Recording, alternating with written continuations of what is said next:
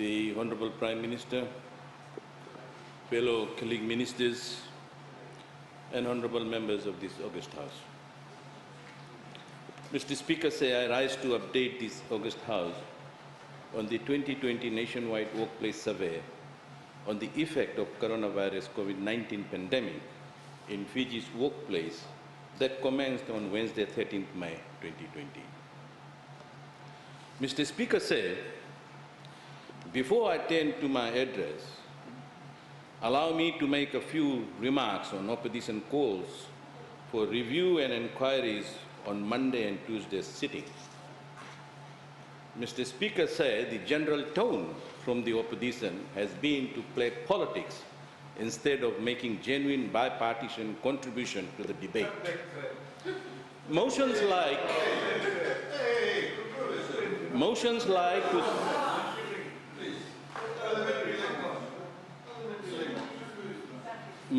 like to set up committee for social economic impact of COVID-19, to review the cost of living, or inquiries into the health sector are very much unhealthy contribution, Mr. Speaker, to the current crisis. And as the Honourable Attorney General has mentioned the other day, that there will be a time to conduct reviews and inquiries towards better response and capacity building. But Mr. Speaker, I'm just trying to remind you so that you don't bring it. But Mr. Speaker, this is not the time, not in the middle of the crisis that requires all our efforts and attention as a united Fiji. Mr. Speaker, the efforts by the Fiji First government under the leadership of the Honourable Prime Minister has ensured that no Fijians' lives have been lost during this pandemic. And Mr. Speaker, government has managed this pandemic well, where so many larger and better resource countries globally have failed. This is the time to build our capacity and resources towards first a healthy recovery and then towards economic recovery. This is not the time for cheap political point scoring in this august House, Mr. Speaker. Mr. Speaker, on the employment front, we have continued to negotiate where workers were affected to reinstate hourly rate on the minimum wage as per the sector, and for some redundant workers to be supplied with groceries for a period of time apart from their entitlements. In addition, Mr. Speaker, government has given assistance through FNPF and in many cases top up by government. And Mr. Speaker, just a few days ago, the Honourable Attorney General announced financial support for micro, small and medium enterprises.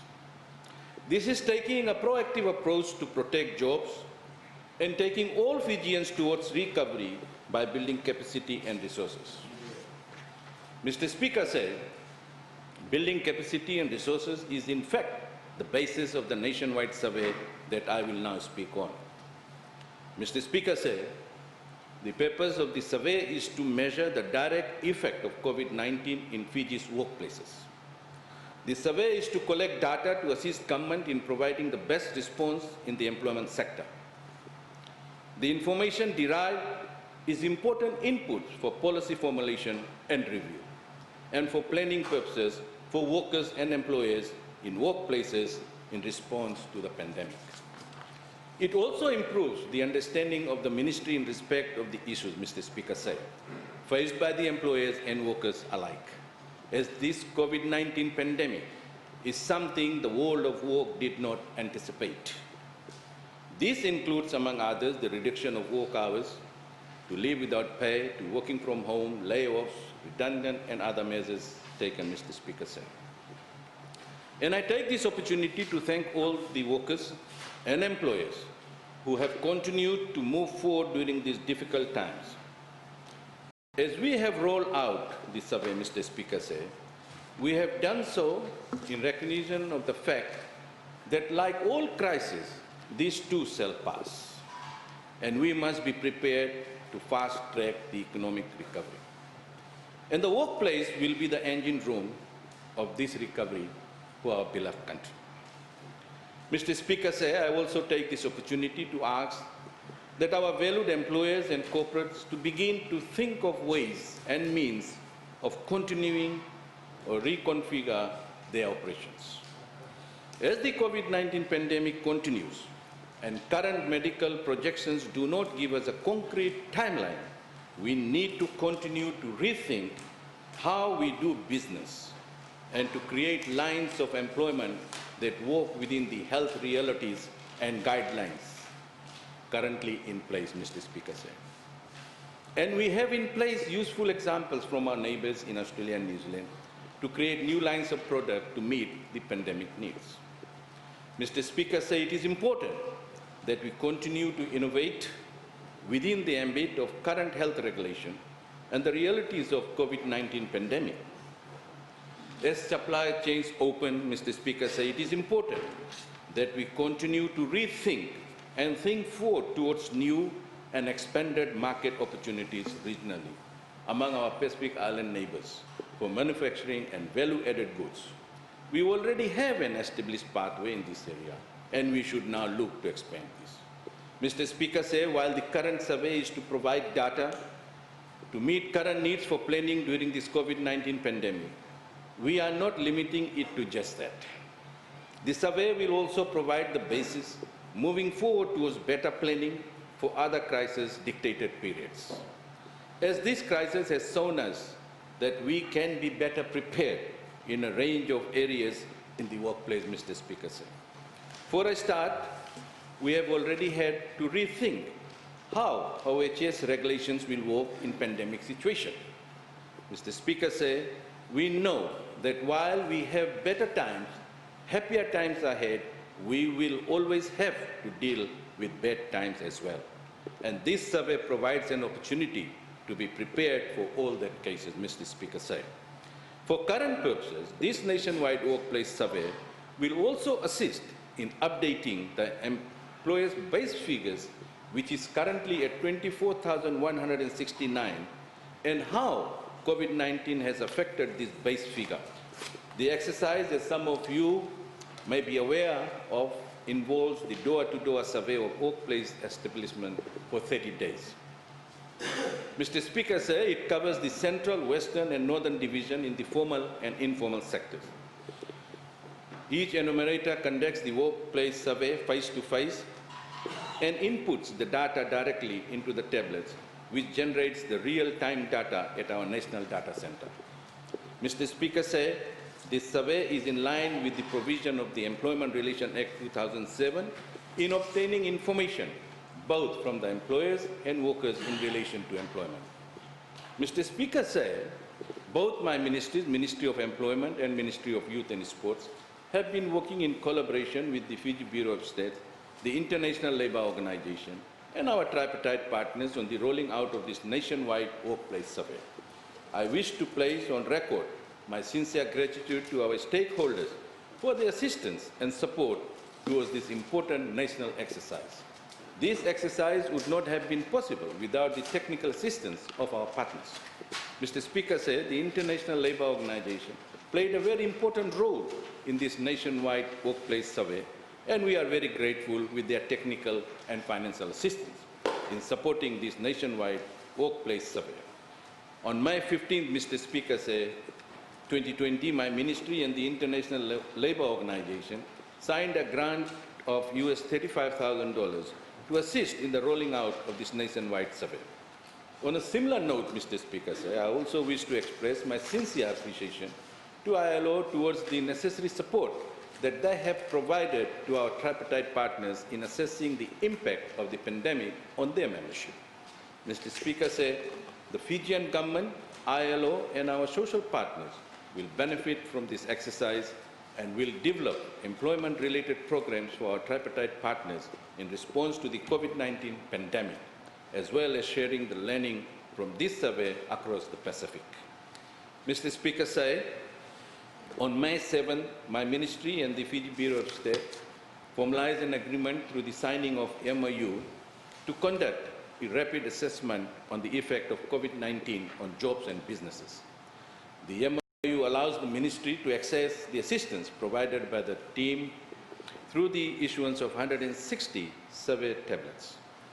The Ministry is indeed very thankful to the assistance rendered. Once again, Mr. Speaker said, this exercise will provide a platform beyond the current crisis, enabling us to better resource ourselves with the real-time data to enable faster economic recovery and bounce back after the crisis. Mr. Speaker said, also I wish to thank the Ministry of Youth and Sports for assisting the Employment Ministry with the provision of 36 officers to be part of this nationwide survey as enumerators, and for the provision of other survey logistical arrangements. On that note, Mr. Speaker, I also wish to commend those 40 volunteers that we contracted them as project officers in this survey. Mr. Speaker, my ministry engaged a total of 147 enumerators for this nationwide workplace survey. A total of 34 teams were deployed, and of these, 16 teams are for Central Division, whereby a total of 13 teams were for Western Division and 5 teams for the Northern Division. Mr. Speaker, from a workplace perspective, the survey looks at the various means used to address the impact of COVID-19. Moreover, Mr. Speaker, the survey will also look at how prepared are our workplaces for such pandemics in regards to their OHS planning and general workplace readiness on issues such as workplace policies, hygiene, personal protective equipment, and safe work procedures. Mr. Speaker, to date, the enumerators have completed the survey of 10,133 employers in all divisions. Mr. Speaker, this nationwide workplace survey will, among other things, validate our current employer-based figure of 24,169. Mr. Speaker, the Ministry has raised awareness on this nationwide workplace survey with media houses through public notices, press conference and statements, social media platforms and flyers. Mr. Speaker, the COVID-19 pandemic is having a significant effect on Fiji's workplace, affecting both employers and workers. Hence, this national exercise so that we can make informed decisions in our workplace and employment relations during this COVID-19 pandemic. And to do so, Mr. Speaker, we must all work together, and I urge, Mr. Speaker, all stakeholders to put Fiji first. As I have maintained during this address, it will also provide a solid foundation to continue with innovative solutions as we walk our way out of this pandemic. Mr. Speaker, despite the difficult times, it is important to note that Fiji has responded in a timely manner to minimize the health impact of this pandemic. Thankfully, we have had no deaths and have no new cases for over a few weeks now. Mr. Speaker, at this juncture, allow me to add to the appreciation of the grand leadership of our Honourable Prime Minister during this pandemic. I add my congratulations to that of other honourable members of this august House and Fijians generally for the Honourable Prime Minister's considered and remarkable leadership during these very difficult times. A leadership of now and a leadership for all Fijians and for our beloved Fiji well into the future. Mr. Speaker, all sectors must employ plans to stay strong and put in place mechanisms that will place our various sectors resilient once the global economic machinery begins to move once again. Mr. Speaker, this nationwide survey on the effect of COVID-19 will better place us to do so. Mr. Speaker, workplaces are the engine room of any economy. Having strong workplace relations is the best protection for any economy. During these difficult times, again, as I have maintained during this address, it is important to think ahead and plan, as with all difficult times, the COVID-19 pandemic too shall come to pass with new economic opportunities. Mr. Speaker, once again, I wish to thank all those workers and employers that have participated in this survey, and I urge all other employers and workers to participate in this important national exercise to help shape the voice of government and theirs. I thank this august House for your attention, and I also thank you, Mr. Speaker. Naka.